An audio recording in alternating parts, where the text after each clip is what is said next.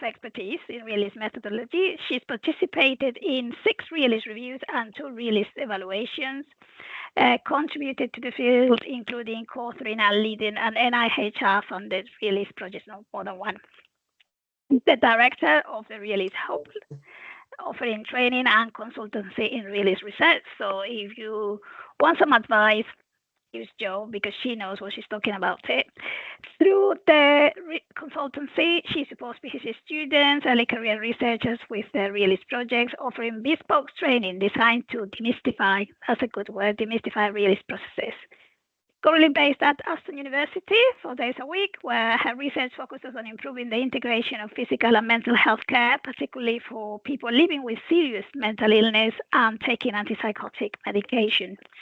She has a keen interest in co-production, and she's currently working with several NHS trusts to implement new pathways to help manage antipsychotic-related weight gain. A recent chapter, this is the one that we're talking about today, it's called Realist Interviewing for Novice Realist Evaluators, provides practical guidance for researchers new to Realist interviewing. So welcome, Jo. Thank you very much for having me, Anna. You're welcome. Jo is going to do a bit of a formal presentation. This is how it's going to work today. It's a bit different from the other events that Jo normally runs.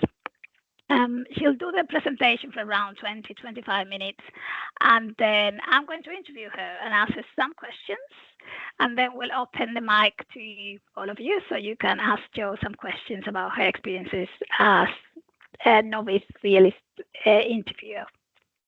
Right, Jo. Thank you. You want to share your slides? Now I feel nervous. So let me just get the right thing. So let's get this into slideshow. Is that right? Can everyone see? Yep, perfect. Okay, and so this should work because it's my meeting and I've set it up and these are my slides, so everything should work, but let's just wait and see. So thank you, Anna, for that introduction. I have to say it does feel weird being on the other side of the hot seat for this, but here we go. So as Anna's mentioned, I have authored a chapter in her fabulous book, Realist Evaluation, Principles and Practice. And there are many fabulous chapters in this book. And it speaks to the heart of what I try to do through the webinars that we organise through the Realist Hub, because it does give that very practical and pragmatic advice and guidance.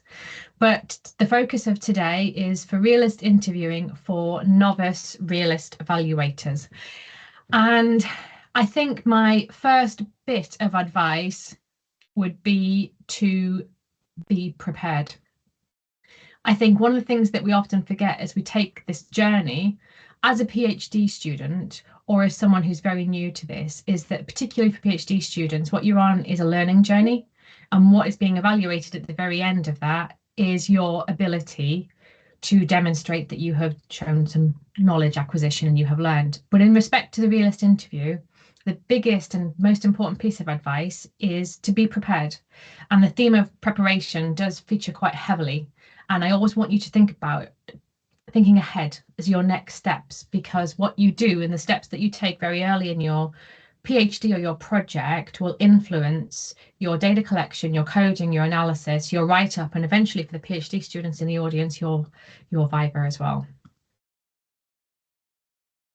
So for me and in my PhD, I wanted to know how to deliver an evidence-based community stroke service in rural areas of England. And as a bit of a brief background, so community stroke services in England deliver an intervention called early supported discharge. And there are national clinical guidelines that recommend that this be delivered to every eligible stroke survivor. And these guidelines are underpinned by really strong clinical evidence. There's a national audit exists that collects the data to determine whether services in hospitals can adhere to the key guidelines that are set out in the clinical guidelines. However, the service models for community services differ considerably across the country. They have different names, they have different compositions, they offer different things.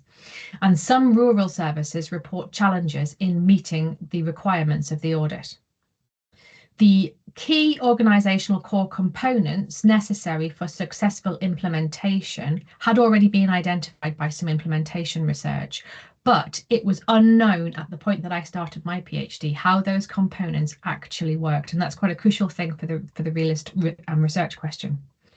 And in addition to that, very little research had actually focused on rural areas of England, which will be a common theme for anybody who is familiar with healthcare research, especially in this country. So I could have chosen my services at random. I could have chosen ones that were struggling in order to understand the challenges. But my question was, how can you deliver an evidence-based service? So what I wanted to do was try and understand that. So what I mentioned earlier was the key organizational components, and they're on the screen at the moment. And the key components are around team composition, how care transitions are organised, if stroke-specific training is offered, and if teams have meetings where patients are discussed, because some teams have meetings where patients are not discussed and have no meetings at all where patients are discussed. And I used these core components to design my candidate program theories, my initial program theories that I had. I also had a fifth one relating to how the service had been implemented from its inception.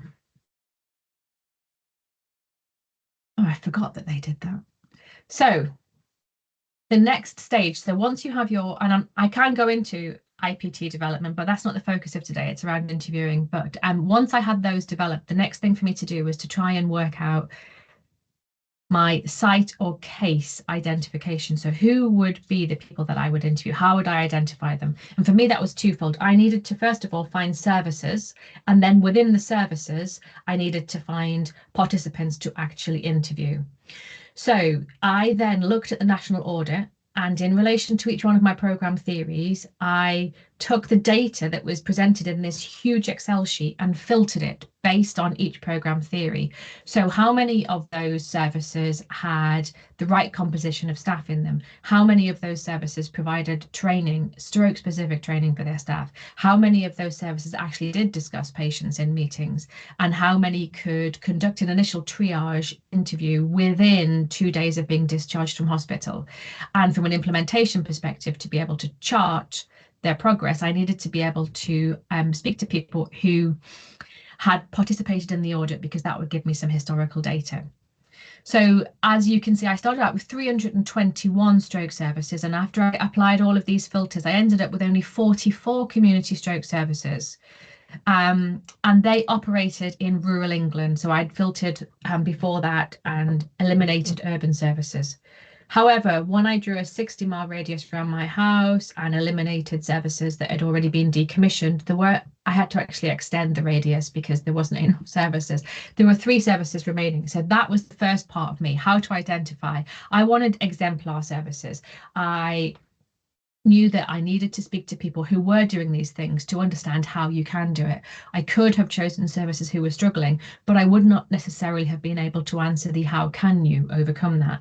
And I worked on the principle that some of these services would have previously struggled and had worked out how to overcome it. So now that I have identified which services I'm going to, I now need to think about, there's a lot happened in between here, but the focus of today is about realist interviewing, is to think about how to do interviews. And I think one of my other bits of advice around preparation here would be to identify any training needs. So those of you who've read the chapter in the book will know that I came from a very quantitative background. I did a brain imaging master's, so that was not at all like the work that I do now. And therefore I had no qualitative training at all. So in that case, if this is where you are, tap into the qualitative training that you can get in your local institution. And that can also open up other stuff. There are realist interview training that you can undertake. And the other thing that you can also do to help yourself is do some pilot interviews.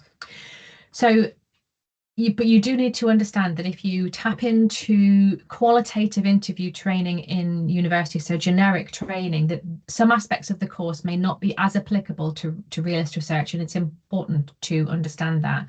For instance, it's like standard practice in qualitative research to ask very open-ended questions, and that might not be completely appropriate for a realist teacher-learner style interview.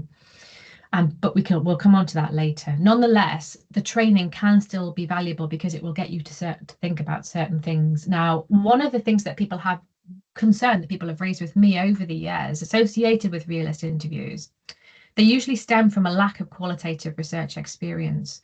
So the problems that people have are not necessarily realist, they're qualitative research. And I think if you can identify any training to help you identify that and also fill that gap, then that will be worth doing.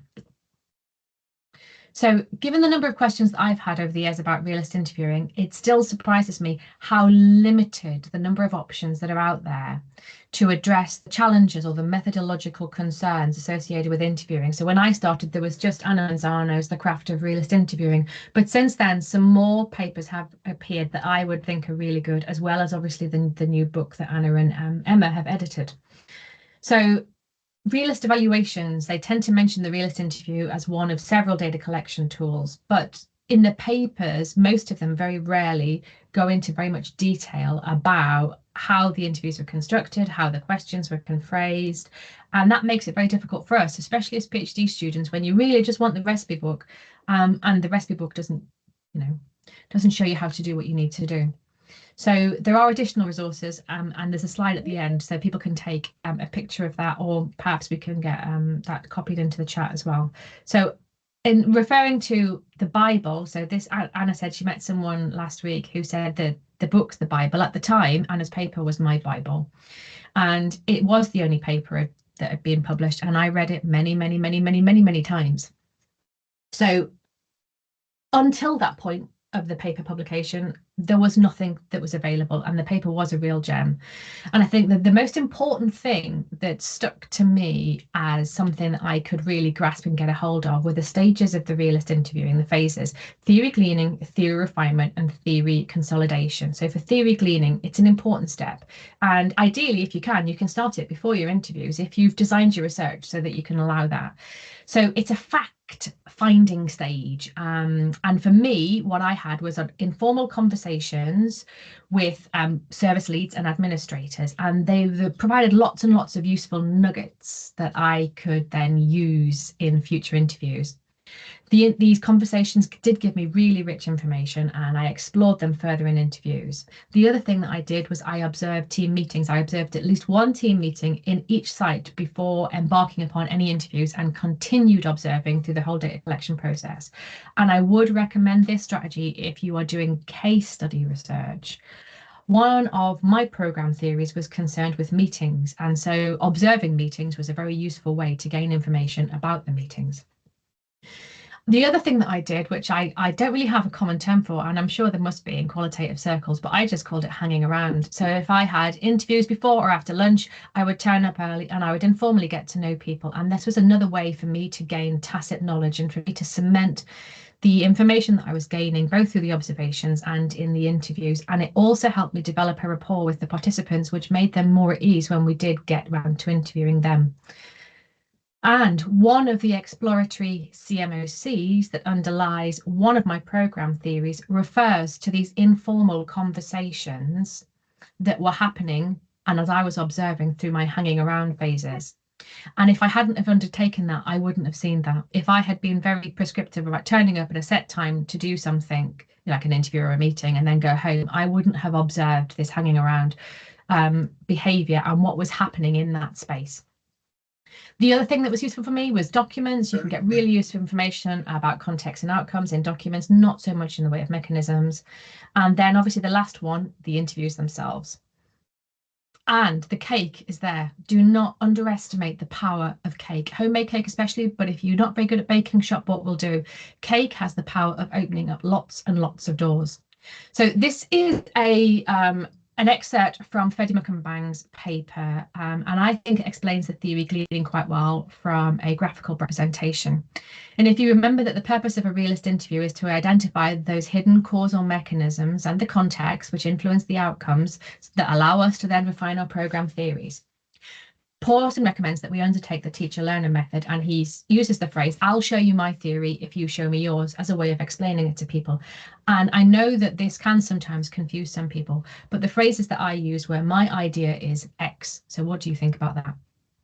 And if you look at papers advised by Manzano and Pawson, and the references in the link, it is a good idea to start with the people who know the most about your program theory. So have a think about who that may They will give you lots of information about the context and how that context might influence outcome. You won't be getting so much information at that moment on your mechanisms. So they should give you some clues as to how your intervention or program is intended to work. And this even works in situations where you are not evaluating an intervention in a pre-post scenario. I didn't have that scenario. I was looking at a giant slice of life, but I just wanted to know how things worked. And I was able to elicit this through these early interviews. I guess what I'm trying to say is at this stage, what you're trying to do is just get an understanding of the phenomenon that you are evaluating. So the questions at this stage are very exploratory in nature. You're trying to understand what's going on. You're trying to identify parts of context. You're trying to gather lots and lots of information. And don't get too stressed about mechanisms at this point. They will come later. So the general advice when you ask qualitative questions is pretend that you have no idea about anything, be deliberately naive or offer no opinion, and be guided by the participant. And this is where realist interviewing differs, and Anna's chapter on the book really covers this well. You are expected to explicitly test your program theories. And although we test and refine these experiences through the experiences of the people that we interview, we are interested in our theories and developing them. So we're using these participants as a way of us to help make sense of the program theories that we are evaluating as part of our evaluation. And as I've, I suppose one of the most common, so the common comments that I get quite a lot about this is about leading participants, and we're not leading them. And again, Anna's chapter covers this really well, and there will be a session on this in the Realist Hub in a few months. But what we are trying to do is ask direct questions. We're trying to understand the theory that we are evaluating. So the next stage of realist interviewing is theory refinement, and it's the second of the phases. And if you, like me, and you're conducting your research over a very long period of time, I can also confirm that donuts are also well received by NHS staff. And I like to think of this stage as finessing your knowledge about the phenomenon that you are evaluating and gain more information about the program theories and how they're working in the individual settings. If, like me, you were doing case study research, things work differently in different settings. I continued with my observations, and as my knowledge grew, I was able to view those observations through different lenses. And in total, I did observe 29 meetings. But I was able to note, instead of just observing the processes that were going on in these meetings, due to the fact that I had 3 different services, I was able to note differences in leadership styles in the different meetings and approaches to how they undercome very similar problems, to really understand the level of interdisciplinary working, which was one of the things I was investigating. These meetings were really rich grounds for data that I then took straight with me into interviews. So theory refinement, therefore, is concerned with getting more nuanced information. You want to know about typical occurrences, what normally happens, how things usually work, atypical occurrences, which are sometimes in qualitative research referred to as deviant cases where things differ. And for me, I was able to ask about strategies which the services had implemented, which had made positive changes. And this then allowed me to access both the typical and atypical occurrences at the same time. So at the theory refinement questions, things are less exploratory and are becoming more structured. You may start to, I think I've got a mistake there. You may, yes, there we go. You may start to see causal patterns and demi-regularities, though they may not look totally clear yet. You may also uncover new or rival theories. I had a new theory emerge in the field, and it was central to my thesis. But looking back, I can see that the new theory was identified through one of those informal conversations on day 1, but I didn't understand the significance of it then.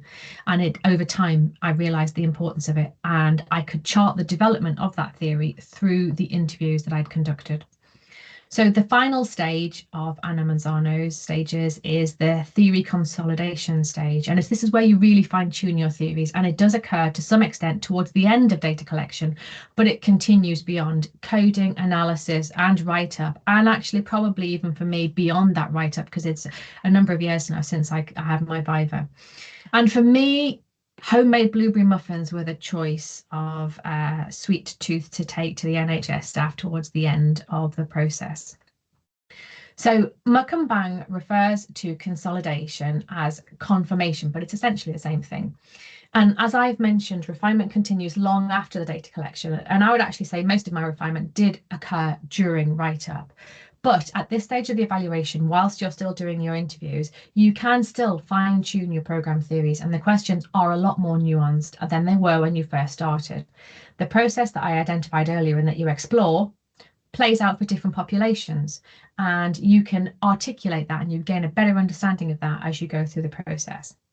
So you may want to go back and re-interview people from the beginning. I had my early interviews with the service leads, and they were the last people I re-interviewed before I finished the evaluation, and it was very insightful to be able to drill down on some of the things that were mentioned very briefly in the first interview, and to go into them in a lot more detail in the final interview.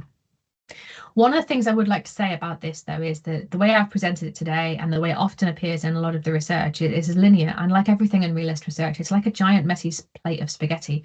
It isn't. It's not as linear as it looks. And you can move between gleaning, refinement, and sometimes confirmation in the same interview and back again when you find out some new information.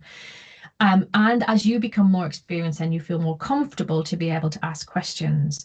And Manjana does talk about this in her paper, and again, it comes up in the book. And my experience of that is that it is definitely the case. So if we go back to our slides, in the final stage, this theory allows us to understand what works for whom and in what circumstances. So that's like a brief whistle-stop tour of the stages. And what I'm going to do now is just give you a couple of worked examples before we sit down to have a chat with Anna and myself. So I shouldn't be too much longer. So I want to talk a little bit about preparation in the form of topic guides or interview schedules. And this is covered by Sam Redgate and Sonia Elkin, also in book 11 of chapter 11 of the book. So if you haven't got it yet, the book is really worth buying. So when we think of topic guides or interview schedules in realist research, we need to understand and place them in the context of the evolving nature of the research. Topic guides evolve, they're not static, and they are tailored to the people that you are interviewing. So at a basic level, I wouldn't ask so many questions about therapy delivery or training, stroke-specific training to administrators. They would be questions that I would reserve for the clinicians. And that taps into the what works for whom part of the realist process. In my own research, I took significant preparation for every single interview. And although this was very laboursome, I can recommend this approach. Although some of the qualitative researchers in my department thought I was completely and utterly mad. I had 55 interviewees and I had 55 individual interview schedules. However, these interview schedules provided a fantastic tool for transparency for me, and I could see how my questions evolved as I went through the whole interview. So from interview 1, 2, 3, you can have a look at all of them, and I have them. Now you need to store them properly to be able to do that, otherwise you don't have an accurate representation of how your questions evolved. So this is an excerpt from one of the interview schedules, and one of my original program theories had been associated with team composition. You need the right people in the team to be able to deliver the right kind of care. However, it became very apparent very early on that actually interdisciplinary working, so how they worked, was more important than who was in the team. And that was crucial to the effective service delivery. But I was already seeing how things played out very differently. So this interdisciplinary working played out differently for nurses and physios and OTs.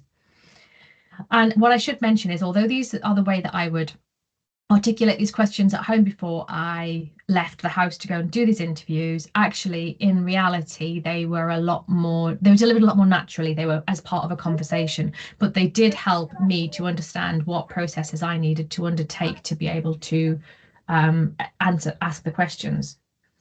So let's look. So I've got here an example. So this is actually an excerpt from a transcript. And as I mentioned, I was interested in interdisciplinary working.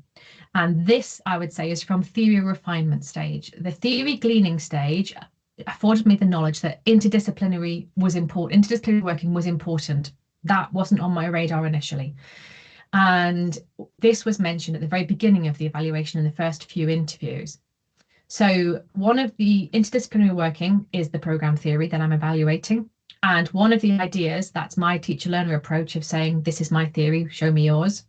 And then I go on to specify the theory and then end with a question. So I'm wanting to talk to them about interdisciplinary working. And as you see, is this, I'm exploring at what extent does that crossover occur in between the professions? Is it where you naturally meet? And previous interviews had suggested that interdisciplinary working occurs where there's a natural crossover between disciplines. So in healthcare, there is a natural little bit of a crossover between every discipline in the stroke team.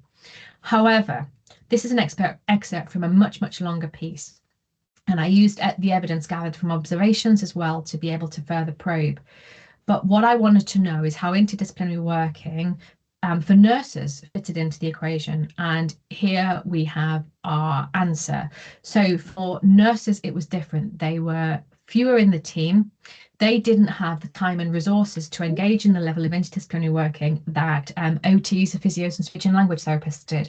So that for them, it didn't occur to the same degree.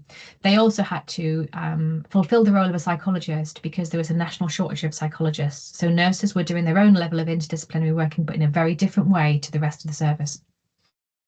And these are also replies to questions much, much later in the interviews. These are quite late interviews, and these are probably more at that theory consolidation stage. So as I'd mentioned, I'd worked out that interdisciplinary working didn't occur just where the professions crossed. It became really obvious to me during times when the services were stretched, they had huge staffing problems, that level of interdisciplinary working had to intensify because they had to fill a need in the service. And so what happened was the speech and language therapists were trained to do some of the screening that would typically be done by OTs. And physios, again, were trained to do washing and dressing assessments, which again is an OT specific therapy assessment tool. And that's because there was a big shortage of occupational therapists within the actual stroke team. The nurses were overwhelmed and couldn't get round to see every patient because there were too many patients for every nurse. So the nurses trained all of the staff to undertake blood pressures and urine samples and do some of the basic nursing duties so they could alleviate that pressure for that particular discipline within the team. And this is one of the biggest components as to how they were able to meet the evidence-based criteria and perform well in the national audit. So I'm going to stop there because we're doing a really short presentation. I probably could have spoken for hours, but I think that would bore everybody. But this is what I just want to finish up on, which is an excerpt from a transcript. And I was trying to work out the role that administrators had, and the administrators in all of these services were crucial, absolutely crucial. And it just kept coming up again and again and again, and I wasn't really getting an understanding of any mechanisms coming out at this point. And I just kept being told that, the administrators were the best. The service wouldn't be able to function without them. So I then turned around and said, okay, so imagine a world without administrators. And I think it's right at the very bottom there. From Monday, they're all being fired, and it's just you, which was the band 6 therapists, and all of the band 5s. And this was the reply.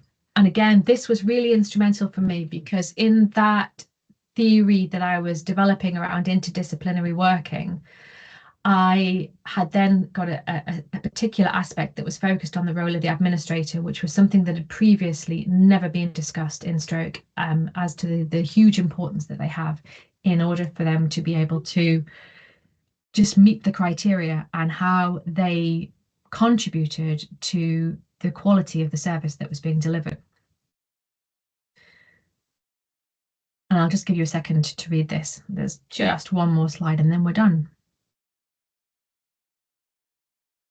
This is being recorded, so if anyone needs to see this again. So in terms of interdisciplinary working, what we've got here is a quote from a service lead talking about the kinds of patients that phone up. And one of the things that I'd realised going through is that the administrators had actually gained a really comprehensive knowledge about stroke, and they knew an awful lot. And because of that, they were able to offer appropriate advice and signposting and deal with patients who were phoning up who were in a crisis. And that in itself was really important to the development of another program theory around training. So in terms of what would be useful in terms of resources for you all to have for undertaking realist interviewing, I think these are some of the ones on top of the book, obviously. These are some of the ones that I would suggest that have been useful for me over the years. And I'll leave that there. I'll leave this up for a minute, but I'm stuck in presenter mode and I've got no idea how to. Let me just see if I can work that out. There, I've got people back. There we go. I didn't have any people before. Well, thank you very much, Jo. That's been done very quickly, but very in-depth. Whistle stop tour.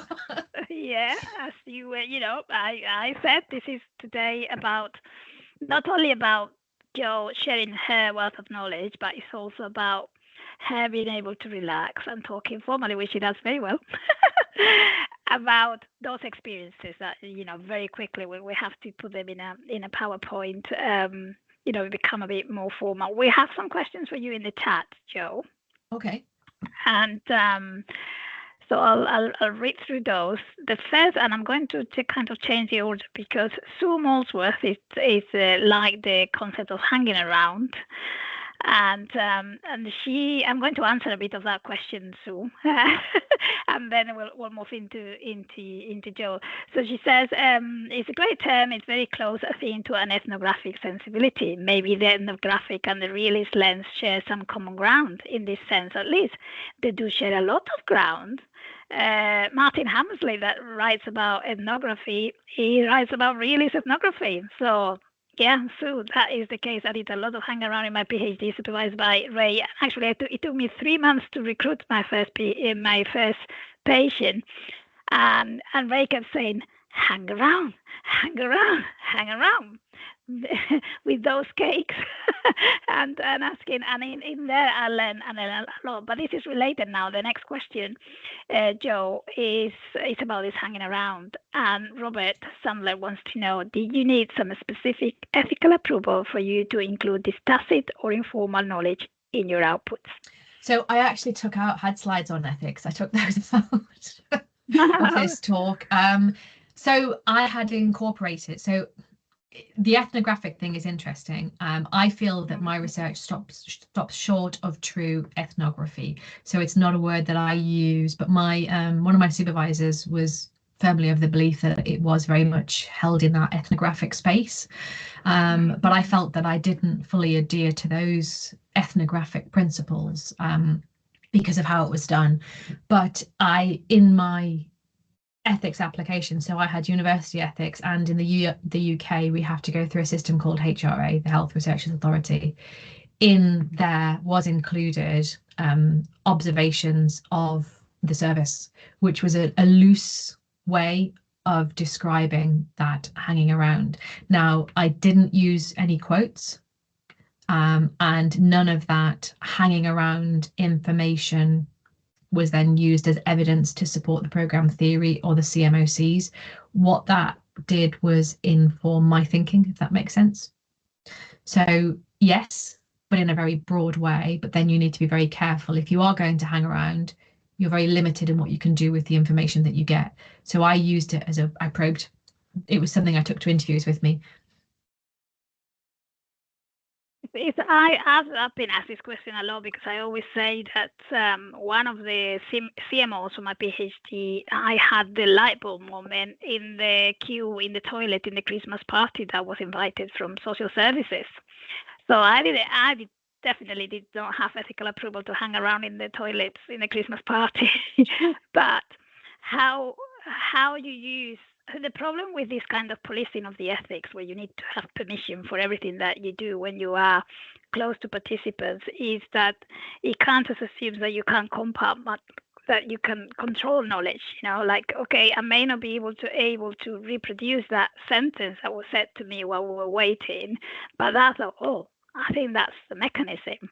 And then I was able to go back to my transcripts and find that in there, and also find it in other literature. It kind of direct me to literature from the program was evaluated with that, where that theme had been reproduced. So I didn't really write in the thesis, and while I was in the toilet, somebody said that. But it's actually how it happened. It affected my knowledge. So even if you are not allowed to say, it's happening in your head.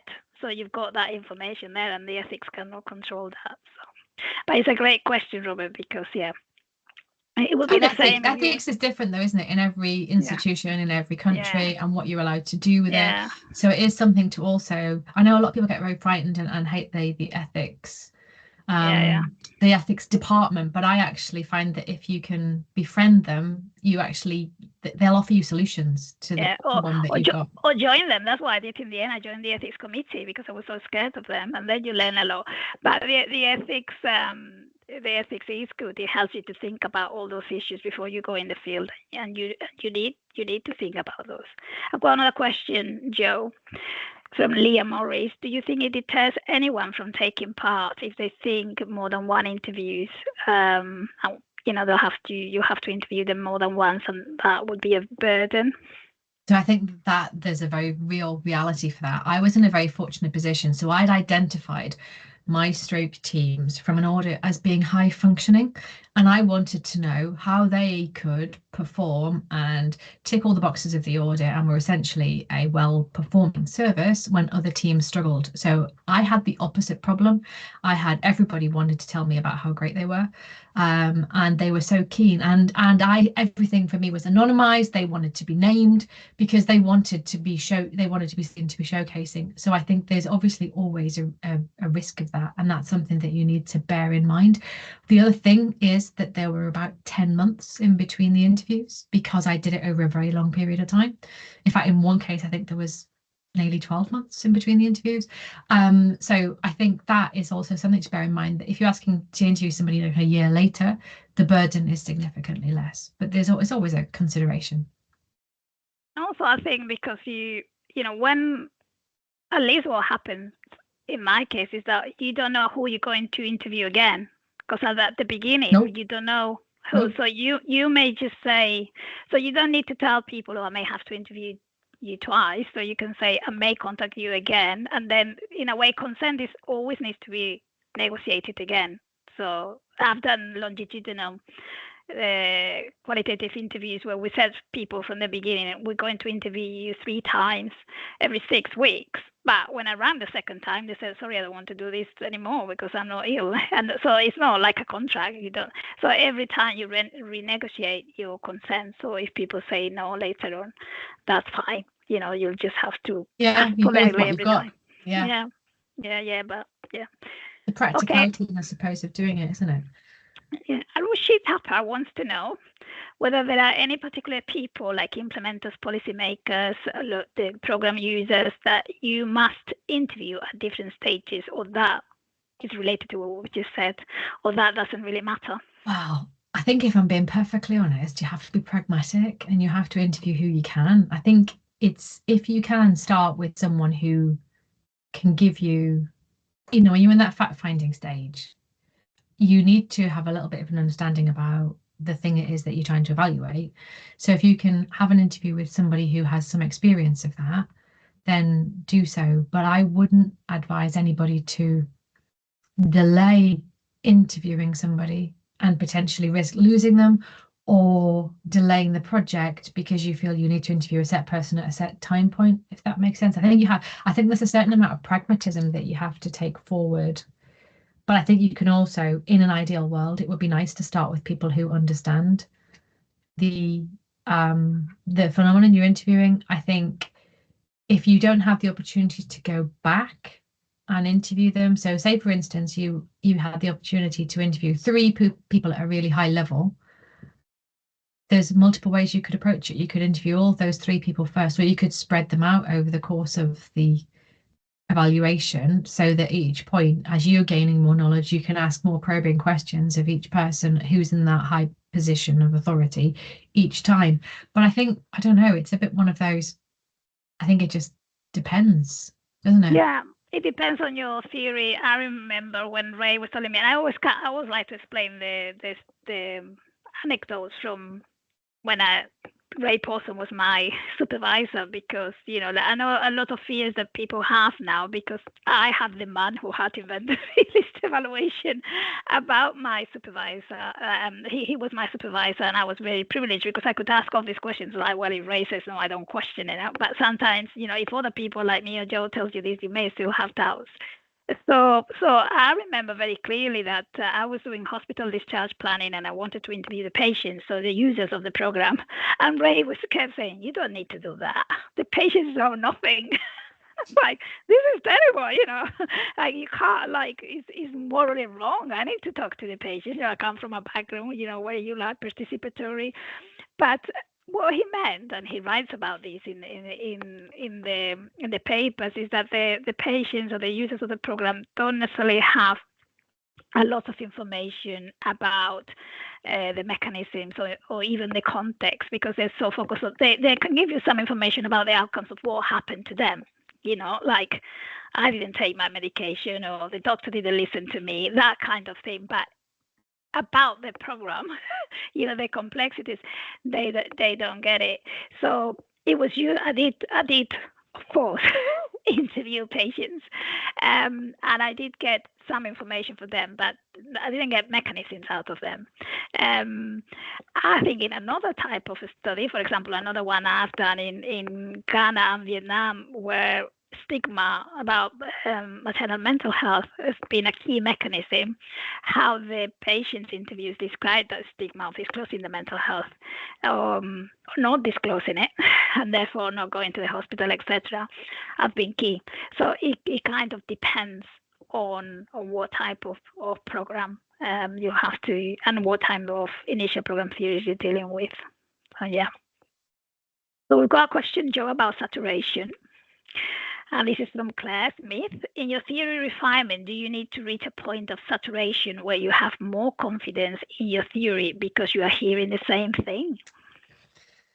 So I think saturation is a funny word, I think, for us to use in Realist. But I think what you're trying to get at is that your theory is developed so much so that you're not getting any new data. I didn't ever fully reach that point because I was always able to add a little bit more nuance to each theory because of the whole what works for whom and what circumstances, and why it was playing out ever so slightly differently. But I think you get to a point where you can say, even with that caveat, that what difference is this actually making to my overall research question? So I think there is a point where when you can stop. There's also a point where you have to stop pragmatically because you've run out of time or funding or whatever. But one of the ways that I used to continue to refine that would be to ask people about the magic one type questions. How could we improve that? Because sometimes through working out how you can improve things, it highlights more about the particular situation that may or may not be working. And when you've got different people at different levels, things play out differently for different people. So I think the answer to that is yes and no all at the same time. This is probably more confusing for the person who is asking the question. Well, I'll help with that one, because Nick, I don't know if you know Nick Kemel's book on Realist case study and sampling, because he studies saturation, and because related to sampling, and this is how it's related from how it's different from the constructivists to talk about when they stop, basically, and he explains very clearly that saturation is not a concept that is that useful, as Joe was explaining, in realist analysis, because you build your explanations through iteration, through rigor and refinement. And sometimes you can refine with one. You don't need the saturation, because you may only have heard it once, from your data, but you use data from other sources, say a review, another program that was evaluated by somebody, by somebody else or in another locality, and that helps you to bring rigor to your finding. You don't necessarily need to get it fixed. I think constructivist says it's 6. If you hear it 6 times, then then that's enough. There was some paper, and then I know one of my friends always says about you heard it 6 times, he's fine, which I kind of doubt very much. But yeah, you build it through the rigor, and there is this famous paper called "Evidence from Cases of One or Not." I don't know if you know evidence from cases of one or less. Sorry, where basically you may not have that evidence in your case, in your study, but you've seen it in another one from a review, basically. So just think more about rigor. Is the evidence that you have sufficient, and will you be able to defend it? And is this evidence helping you to refine? Because those little tweaks that Joe was saying for your CMOs are really important. Yep. Okay. Joe, Anne wants to know whether you have ever done theory confirmation through group interviews. So I would say, good question. So the interviews that I've done, the specific research interviews, they've always been one-on-one, but we also have stakeholder workshops and focus groups that I run very similar to a realist interview. I think when you think like in CMOs and eliciting mechanisms, it's very hard to not put your questions across in that way. I think I'd have to think a little bit more carefully about the consolidation bit, because you would probably still need to have done it over a number of at a time, but there's no reason, say for instance, that you couldn't sit down with a group and work from theory, gleaning, refinement and consolidation, but it would be over time. You've done a lot more focus groups than I have, Anna, which is a similar kind of thing. I think it's possible, but it's probably not. It's not. I don't think, as I'm going through the interviews, I don't think, oh, well, this is a theory gleaning situation. This is a theory refinement. This is something that I come back to retrospectively, and I also do it with our current research. I go back and analyze, and in fact, I'm writing it up for our current paper. It'll be in the appendix. These are my theory gleaning questions. These are my theory refinement questions. These are my theory consolidation questions, or samples of them anyway. But they're not things that I consciously think about whilst I'm interviewing, because interviewing is exhausting. So it can be challenging just to evolve the questions on the hoof as you're going without thinking about the stage that you're at. But you can, I would say it's possible. Yeah, I think it depends on the group as well. So if you get it depends on the stages of your study. If you get to the point where you have a very knowledgeable, kind of almost homogeneous group where you can get them to think in that way, and work through their disagreements to try and consolidate something, it can be done. And there's so many more questions, Joe, because I've noticed that we kind of alter the We've gone the other way around. Yeah, and I don't know whether I'm going to stop in here with the questions in the chat, because they keep coming up, which is really good. It's exactly what we wanted. I told you.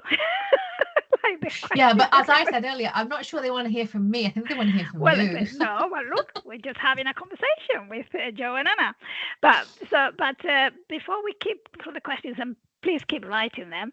I've got some questions for Joe about the process of writing the book, so I'm going to integrate some of those. Is that okay, Joe? So we don't. That's absolutely fine. Anna, this is your show today, so you do whatever you want. No, my show is your show. I'm the interviewer. I started the world of academia with I don't know if you know, like I did a journalism degree, and I dropped it after 2 years because it was too boring. And then so that's why I enjoy the interview. So I've got some questions for you about the process of writing the chapter, okay? Because we can then, I want the conversation to go about writing this chapter, talk about your experiences a bit more, and then go back to the nitty-gritty of the problems with the interviews, which are the kind of questions that we're getting in the chat. So that's why we'll go back to those again. So my first question, and it says, it says, what inspired you to write this chapter? And obviously I asked you to write this this chapter, but you said yes. So what inspired you to say yes to write this chapter, and what motivated you to focus on the first time qualitative research interviews as part of writing it? Okay, so the inspiration was Anna. Because as she rightly said, she asked me, and I was suitably petrified. So she did spend quite a reasonable amount of time convincing me that I could do it, and that it wasn't as challenging as writing a paper, which I didn't believe her at the time, but I enjoyed writing it.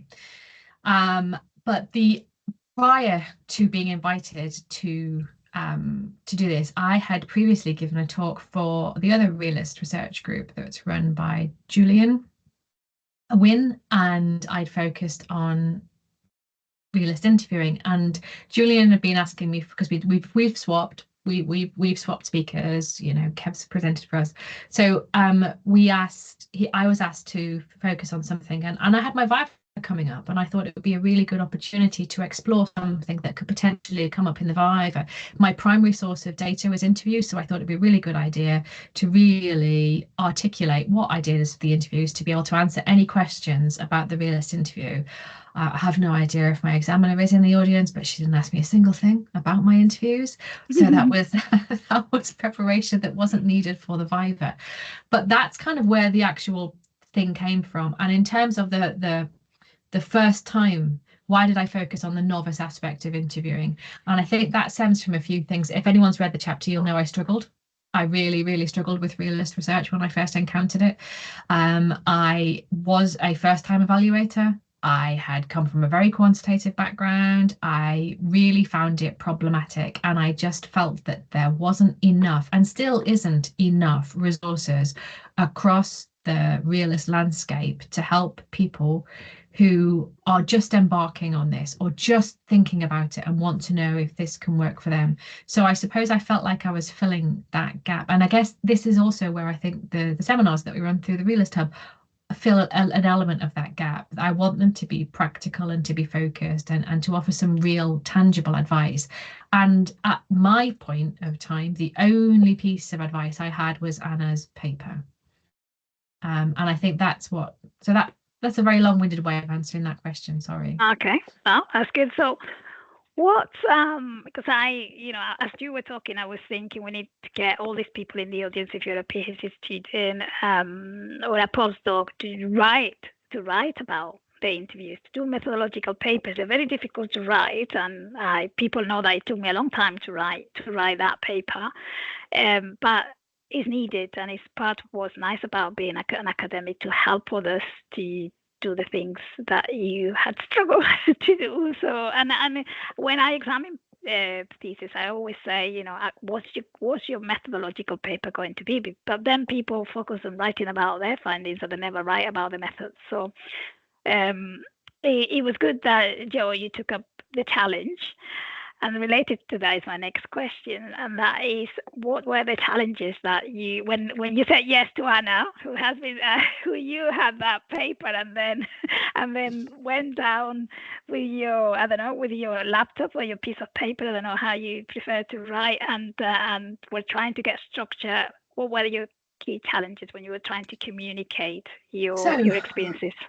Twofold.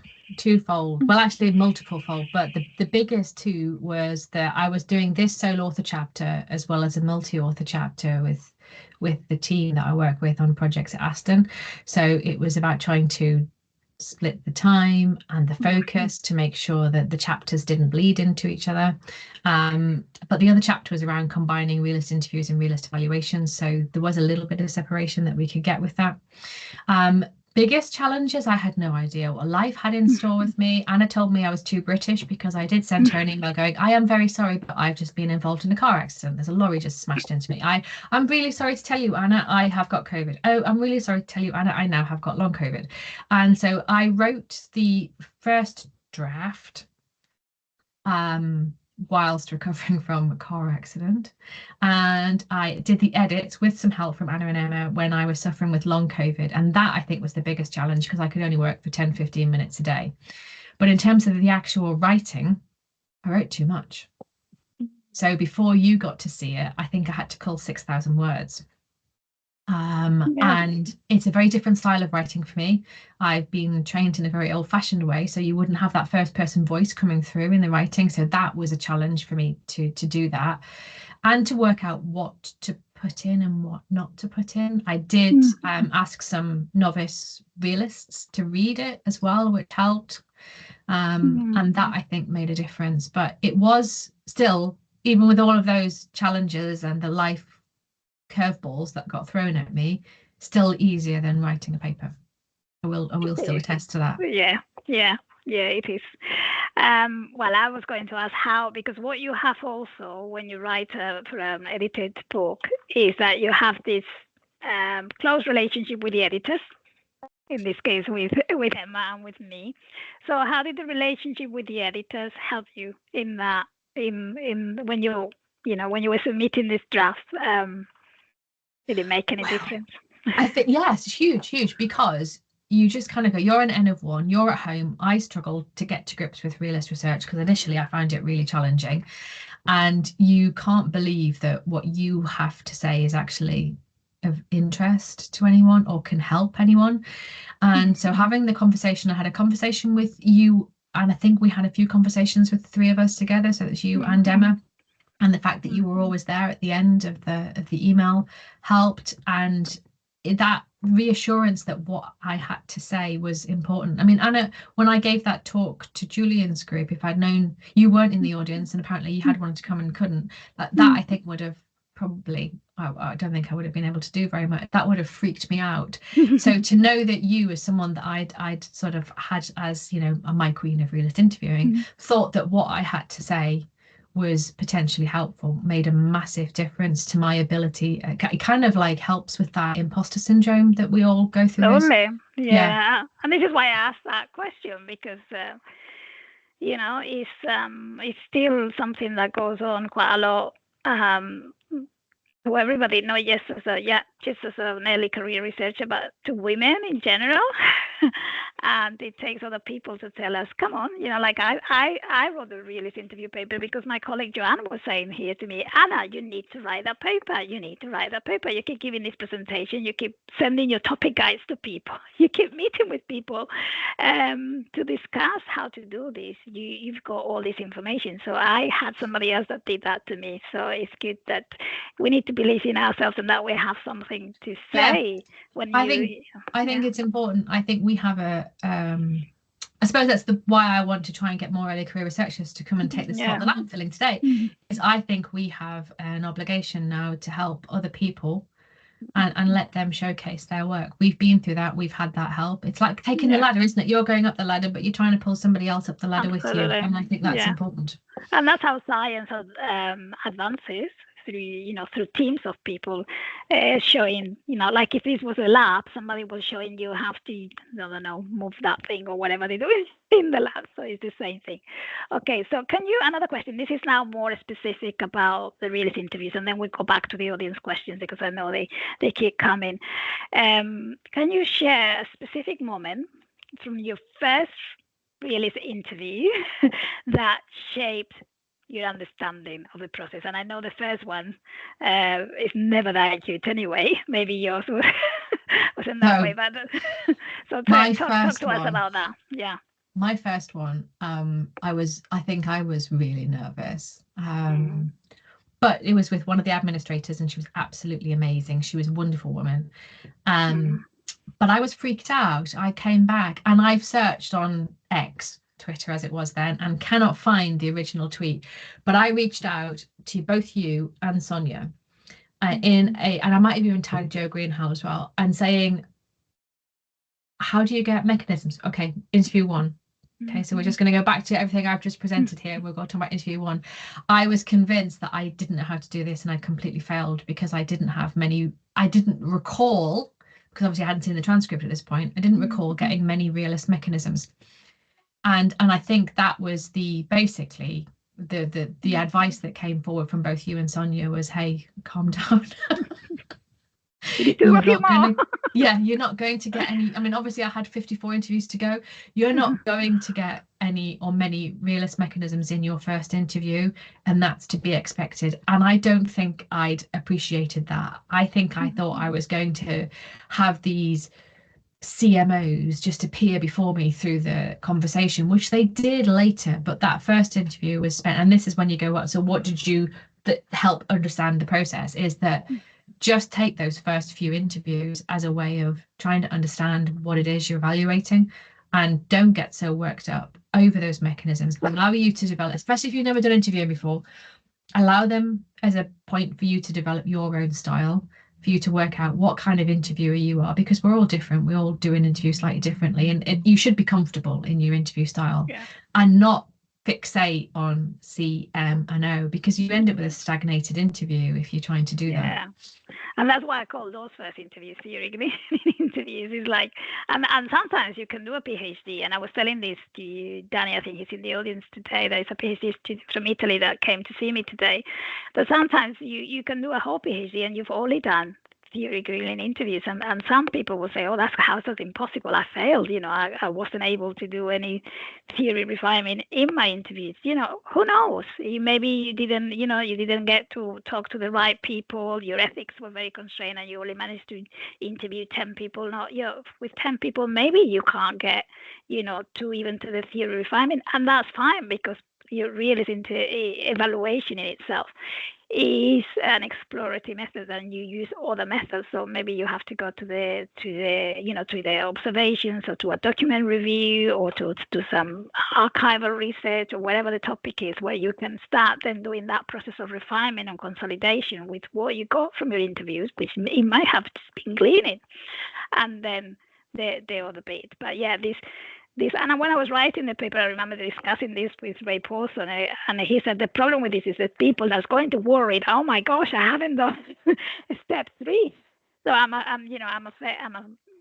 failure, and that's not the case. And I tried to explain and added that sentence in there, but still people like to think that this is linear. So you do this type of interviews, and then you do that, and then you do that. Okay, so what surprised you the most when you were doing realist interviews, as you said, coming from your positivist background? How exhausting they are. Absolutely and utterly draining, and how you need to plan them. So you can't just do like a whole day of observations and interviews or whatever. It's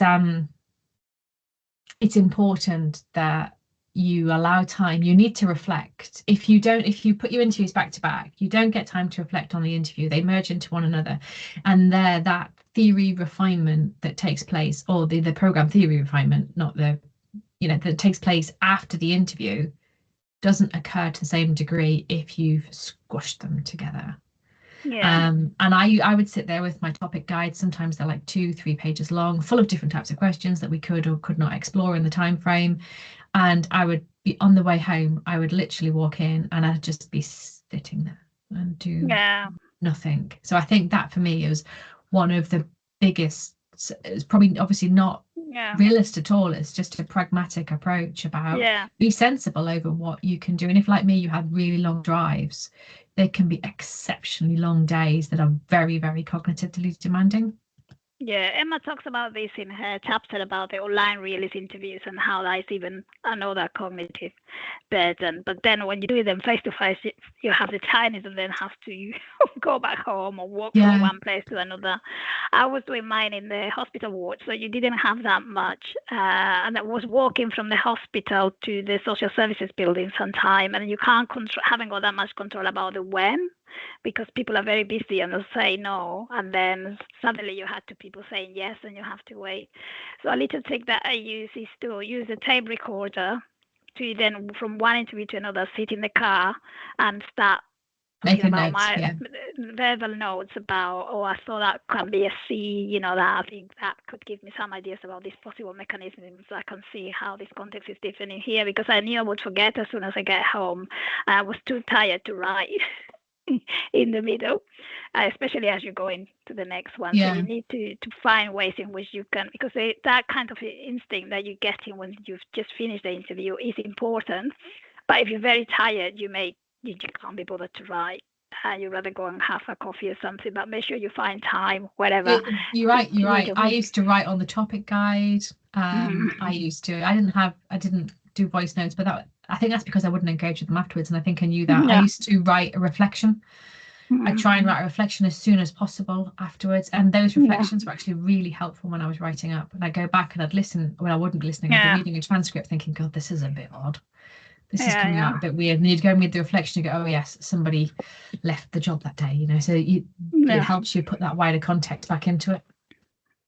Well, another question I've got is about practical tips with the nerves and the kind of uncertainty that you have when you're starting, and either you've never interviewed before, or you've interviewed, in the kind of constructive list, I can never say that word, or open-ended, where it's much more relaxing, and I can say it because I've done it both ways, and you really worried basically about how you're going to do this, whether you know how to fit the questions in and everything. What practical tips can you give to people, Jo? Make a note of the time when you start, if you have ethics for a set time period. So if you've got ethics for an hour, make a note of the time when you start so that you know that you've got to stop at a certain point in time. My topic guides were a good crutch for me to help with nerves because they help to structure the questions that I would be asking. Turning up, so if it's an in-person one, turning up early, having a cup of tea with the team, just getting to know them. And like I said, all of that hanging around and the observations, that helps those initial things.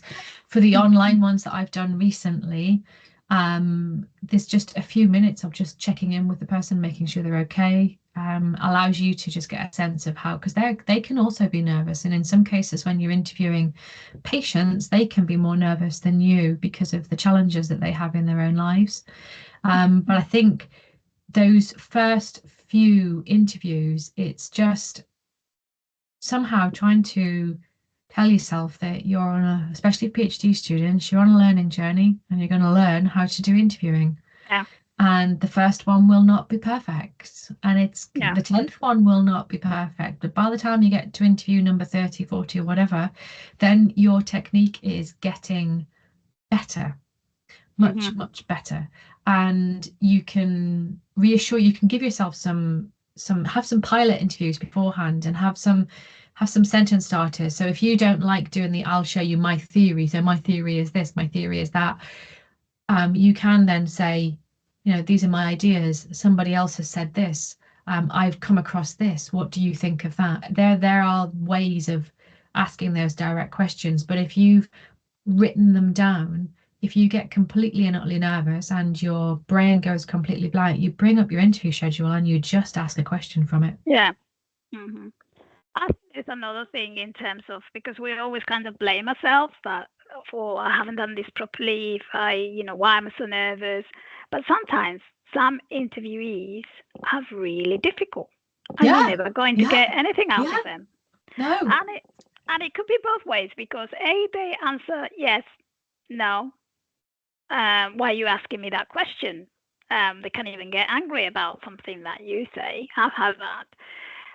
Or it could be the other way around, because they talk and waffle. I remember looking at one of the transcripts in the Nigeria study that did with this evaluation of maternal mental health, and it was, I think, the higher the status, if you get to the minister or something, if you get to really high political figures, they have such a narrative that is like waffle, basically, that you can have 30 minutes of transcript and they have said nothing. And you can see I'm reading it, and I can see the poor evaluator trying to get in. And they're getting always the same. This it's like a record that they press play, and there's nothing that very experienced interviews or realist interviews could have done to get anything different. You just have to realize, I'm getting nothing out of here. That's fine. I'll find somebody else. Yeah. And I've had a few of those. Some people just can't talk about mechanisms because they just don't want to have those kind of conversations. Some people have an agenda and there's something they have to tell you. So it's got nothing to do with the question that you're asking, but that's what they have to get off their chest. And that can take, and I've had huge swathes of huge long interviews where 3/4 of it is not relevant at all for the research question. But I think that when this happened to me for the first time, it really knocked my confidence. And what helped was speaking to, was not a realist, but a qualitative researcher who just said basically the same as you. It sometimes happens, it's got nothing to do with you. You can sit back, you can reflect, is there anything you could have done differently? But not everybody is open to being interviewed, and some people agree when they probably should have not agreed. Yeah. So take that into consideration as well. So looking back, is there anything you would have done differently during those interviews that you did for your PhD? Oh, good question. Or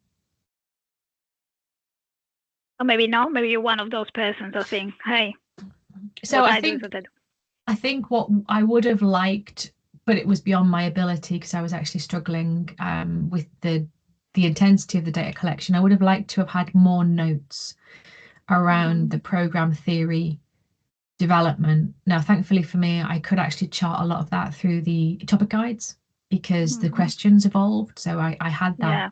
But I think what I would have liked would have that. I think if in an ideal world, if everything had been absolutely awesome, I would have done a set number of interviews, taken a pause and started to do some preliminary analysis of the first set to see whether I needed to go in a slightly different direction.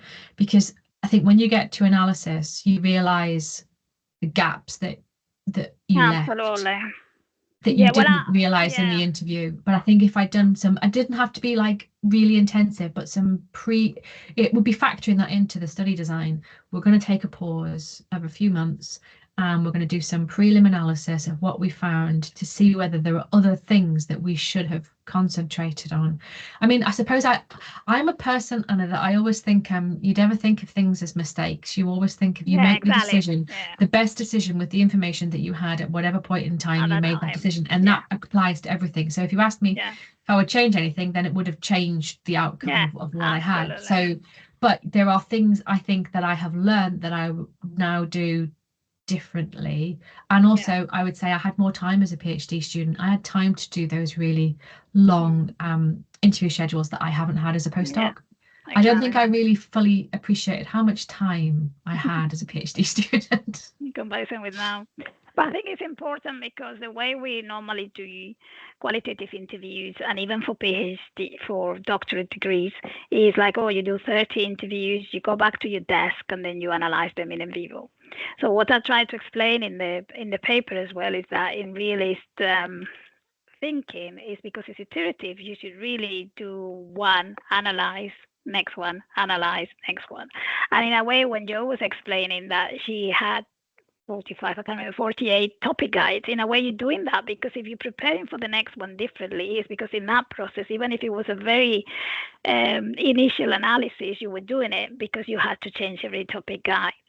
I tried to do that when I was analyzing, but then you can't catch up because, if you go 3 interviews in a day, you haven't got time. Then, they just happen. And then the next day, and you're tired, and I had a baby, I haven't got time literally to transcribe and analyze or just even to listen what happens. So it's not always feasible. But if you could design your studies in a way where you have some time in the middle to analyze, stop, think, and then think who else you're going to interview. And then also this idea of going back to people and interview people again, which normally people doesn't say that. And I think, well, now I need to go back to the ethics committee and say that I need to interview more people. So allow for those flexibilities in your designs and in your research proposals for the ethics committee, because it's really important that you have that flexibility. Right. So one more question, and then we'll go through the ones in the chat. How do you see qualitative realist interviews evolving in the future, especially for like the early career ones? I think that's quite interesting. I think we could see some changes. I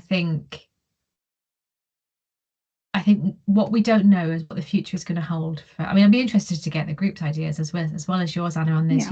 Where are we going to go with AI? Where is tech going to come into this? How much information are we going to be able to, how much of it will stay static like this? We've already seen a huge shift from face-to-face to online. And that has, and I've done that, so I can, I've probably done equal amounts of both interviews face-to-face and now online, and there are very different dynamics at play. And I think, Emma spoke about this as well, in terms of, like, so you've got the cultural aspects as well. Are we going to be able to use technology to help us have realist interviews with people who don't speak the same language as us? Is that going to be possible? From a technological point of view, we've got the whole thing around focus groups and stakeholders. So I think it would be very interesting, and also how it will develop. Will we still see the same level of creativity in a realist interview now, or with the way the world's going, will it become more regulated? Will it narrow the scope, if you like? Will it be seen that you have to do an interview like this, otherwise it's not a realist project? Or can we train ChatGPT to interview like a realist interviewer? Or like to quote Emma Williams in her talk that she gave in one of the realist conference a few years ago, is, can artificial intelligence think like Ray Paulson? Can ChatGPT think like Ray Paulson? Can ChatGPT do your realist analysis? There's all these papers that we can write about that, isn't it? So it's fascinating. So let's go back to some of the questions. And I know Joe normally asks people if they want to put the camera on, if you want to put the camera on and do this question now that I'm more relaxed about the time. So we've got a question from Michelle. Is that Emma's in the chat? What time is it? Is that Emma? She said, I'm still interested in examining that. Yeah, so it's Madame Emma. Still, yeah. If you're interested in artificial intelligence and realist methods, you talk to Emma. She's the queen of artificial intelligence and realism. We're all queens. So I don't know whether Michelle Beatty, whether you're in the audience. If you're not, if you are, put the camera on. Otherwise, I'm just going to read this because I know some people are so ready to drop off. So how do I prioritize how many CMOs I can discuss in one interview? Oh no, I had that. Yeah, so I did have that. So I had these really extensive, interview schedules that I showed you. The realist evaluation was really too big, so I had too many things that I was trying to uncover. And then I have my approach to interviews is very conversational. So we'd go off on little tangents, and then if I felt they were veering too far away from the research question, then I'd have to try and bring people back. But that's not answering their question. That's saying, yes, that's what happened to me too. So what I would do then is I would asterisk on the topic guide. I would asterisk and say, right, these are the types of questions, or these are the theories, because the topic guides were all structured around the theories that I had. So these are the theories that I think I need more information from this particular person, and that would be dependent upon who they were, what service they were in, and their grade and their profession.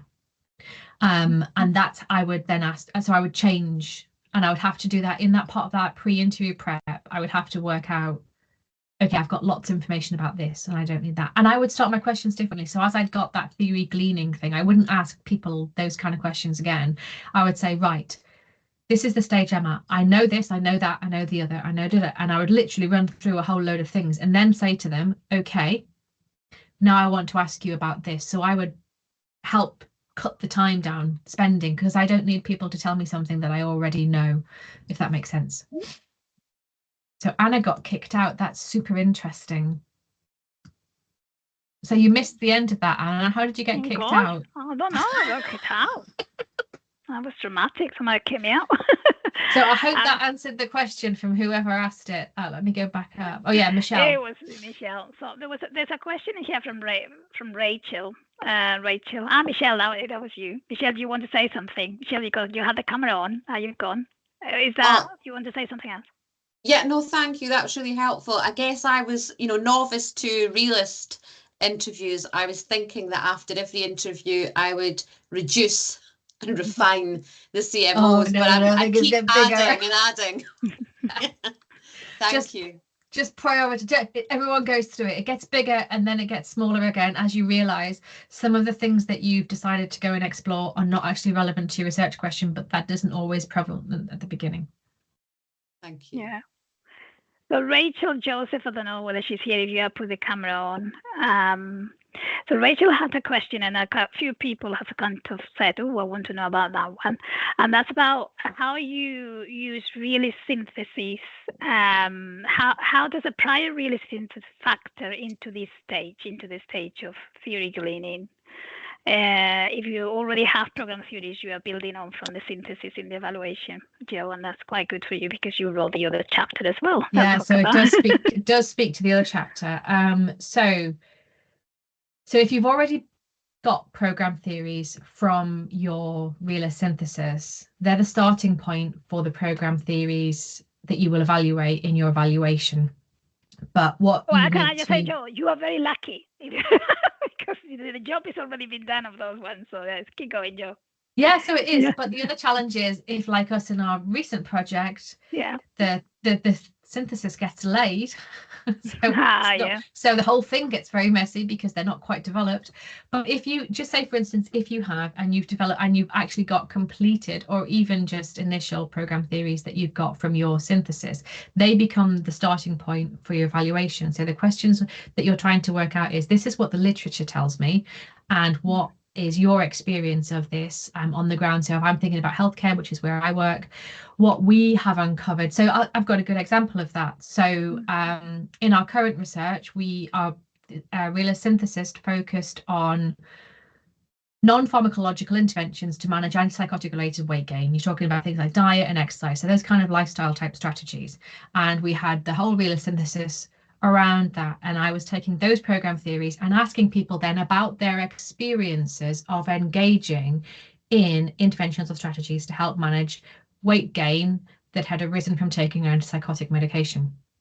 Now, the challenge for me at that particular point was, in those first few interviews, the answer from the people was that they hadn't actually taken part in any interventions or any strategies, and that's part of the problem that exists. So I think what you would be doing at this point is taking that information that you've got from your synthesis and seeing how it applies to real world, and then so you'll have already come to some element of theory consolidation, but you're going back to the beginning now, but you should go through the theory gleaning process a bit easier. But for me, what I ended up with was a brand new process of theory gleaning, because the reality, which I had been promised by the literature, was not happening on the ground in the evaluation. And that is an even more exhausting interview to conduct, because you literally throw your interview questions out the window. So I don't know if that answers your question, Rachel. You could probably do a whole topic just on that. A whole session just on that. I'm thinking you're... sorry, go on, Rachel. Just going to say, yeah, that does answer my question, because I was wondering as well, like, I'm glad that you mentioned about how things might not line up in real life, and like, where do you go from there? Like, is that the generation of more program theories? Yeah. And okay, fab, great, thank you. So if you want, I can stay on at the end and I can talk to you a little bit more like concretely about how we've done that in our current project, because you would use that information. So you identify new gaps, so you end up with evolving program theories, if that makes sense. Yeah, Brill, thank you, that would be great, thanks. We've got more questions in the chat about the ethics application, and then I always get excited about I can't believe I took it out now. I should have left it in. Exactly. And that's the paper that somebody needs to write. Somebody needs to write that paper. Sonia Dawkins always says to me, and I don't ask me to write more papers when I ask her about the topic guide. But yeah, somebody needs to write a paper about, dealing with the ethics with a realist design. So Heidi's asking, given the evolving interview schedules, do you have any advice for submitting schedules for ethics applications pragmatically? You can't edit the ethics with every iteration. No, I'm going to answer that very quickly, though. I don't know what you have to say, Joe, but it really makes me really angry, because these ethics applications have been designed mostly for positivist studies, where they look at it like a survey. So when I submit the topic guide for semi-structured qualitative interview, I am, it's not a survey. When I sat in front of the people, I'm going to chat about those topics, but the conversation could go anywhere. So it's the same, it's very similar, with the realist interview, you just have to explain that given the nature is going to be more flexible and the topics that will be discussed will be around this, and that should be enough for the panel. What do you think, Joe? Exactly the same. So I've done that. That's what I did for my PhD. Very much similar to that. I just gave them, I think, a list of 10 topics, and that was accepted. And that went through University of Nottingham Ethics and also HRA. In our current project, we gave a list of sample questions. So we provided them with the questions could be focused around these topics and may look like this, but they will evolve. And so that was a lot more detailed. That was because that was what was required. Yeah. That was our current institution wanted more information. And there is somebody's giving an answer to Heidi here in the chat. So one last question, because we're running out of time. Where was it? One that's in, oh gosh. Yeah, because I think this specifically relates to the interview. Would you ever, that's Jane Ferguson, would you ever try to explain realist evaluation to the interviewee? I don't see that you need to, but some people do. Yeah, I do. So I think for me, it's I try and explain that I'm trying to gain a deeper understanding of how things work, but I don't sit down and explain context, mechanism, and outcome. And in fact, for my PhD, I was explicitly told not to. So that probably stems from why I don't do it now, just because that's a habit that I've got into. But I do actually tell people that I may ask them some obvious questions that they know that I know the answer to. And I am very upfront about that before every interview, because sometimes to get those mechanisms, you have to ask a very obtuse or a very state the obvious question. And I've had people look at me as if I've got like dragon horns or something. So I do tell them that before we start the interview, and I'll say it's just for the purposes of the recorder, because although you know that I know the answer to it, unless you explicitly say it, I can't use it as evidence. But in terms of, you don't have to do that. You can choose to do that. I know people who will go and educate people about the whole realist process. I don't, but I think it's down to individual preferences and time. Yeah, I don't really talk about the whole realist evaluation process or what's the context or the mechanisms, but I talk about the type of interview and how it's going to be different.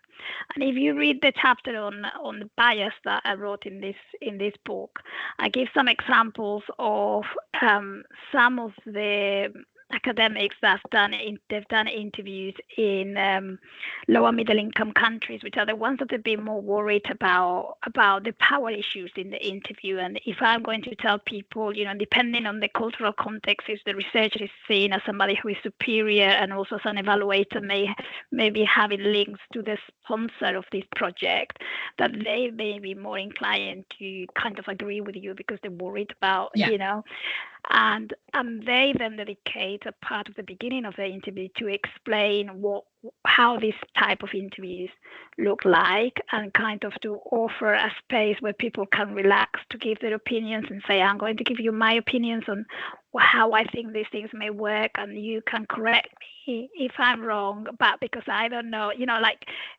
allowing that rapport in which the communication can be a bit more equal by explaining a little bit how the process of me saying what you think about this theory that I got from the literature, do you agree with it or not? And I give some of the examples because I put the quote of what people have written in the report that they were saying to people. So Jen, you can have a look at those on how people explain this type of interviews, more than just explaining the context mechanism outcomes, because I personally don't share the CMOs as CMO1, CMO2.